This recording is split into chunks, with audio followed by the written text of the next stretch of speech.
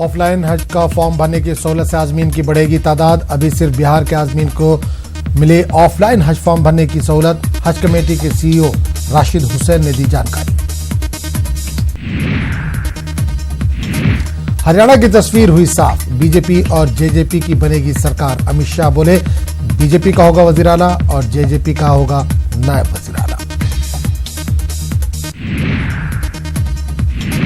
हरियाणा में BJP governor से मुलाकात कर पेश करेगी सरकार बनाने का दावा। चंडीगढ़ में आज 11 बजे बीजेपी की होगी मीटिंग।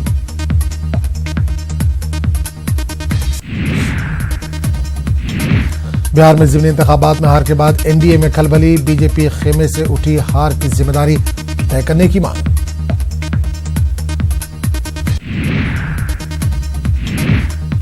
राजस्थान में एनडीए में खेमेबाजी। आरएलपी सरबराह हनुमान बेनीवाल ने वसुंधरा के खिलाफ खोला मोर्चा। ज़िमनी इंतखाबात में कांग्रेस की मदद का लगाया इल्जाम। महाराष्ट्र असेंबली में 10 मुस्लिम उम्मीदवार मुंतखब। सिर्फ एक मुस्लिम सीट का हुआ इजाफा। पिछली मर्तबा थे 9 मुस्लिम उम्मीदवार।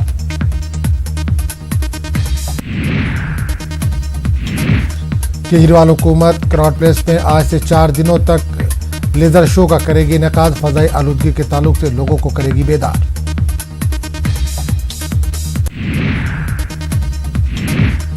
आज से बदल जाएगा यूपी पुलिस का डायल नंबर 100। अब 112 डायल करने पर मिलेगी खिदमत। वज़ीर आला योगी करेंगे इफ्तिताह।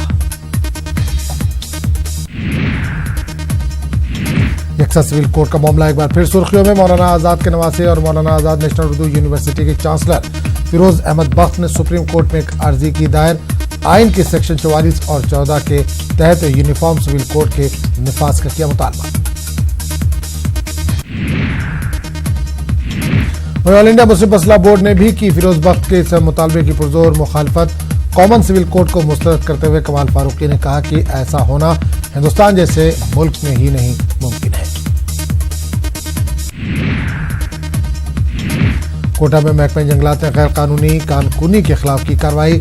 मकुंदरा नेशनल पार्क में 2 शख्स को जेसीबी मशीन के साथ किया गया गिरफ्तार। रेलवे में निजीकारी के खिलाफ तलबा ने किया हंगामा। बिहार के कई रेलवे स्टेशनों पर तलबा का एहतजाज। पुलिस के लाठीचार्ज करने पर मुश्तइल हुए तलबा।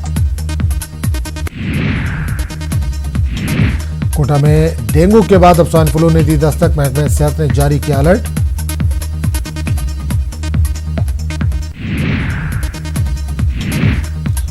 झारखंड के सरंडा में हामला खातून के कई बार फोन किए जाने के बाद भी नहीं आई एम्बुलेंस। कांग्रेस लीडर गीता कौड़ा ने सरकार पर साधा निशाना।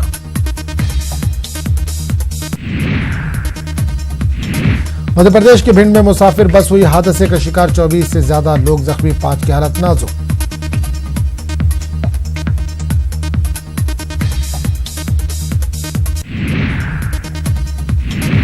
पटना में बदमाशों के हौसले बुलंद। ज्वेलरी दुकान से लाखों के जेवरात की लूट। मुखालफत करने पर एक शख्स को मारी गोली।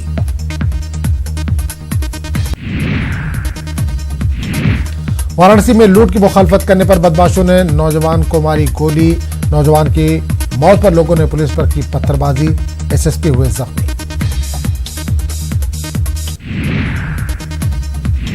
राजस्थान के दौसा में गोदाम में लगी आग। फायर ब्रिगेड के मुलाजमीन ने आग पर पाया काबू। लोकसभा स्पीकर ओम बिरला राजस्थान के दिवाली के मुख्तलिफ प्रोग्रामों में करेंगे शिरकत। पुराने शहर में लोगों के बीच पहुंचकर मनाएंगे दिवाली। जराये के मुताबिक मुल्क के कई लीडर दहशतगर्दों के निशाने पर हैं, जिनमें आरएसएस के भी कुछ लीडरों के नाम शामिल। दिल्ली में सिक्योरिटी सख्त।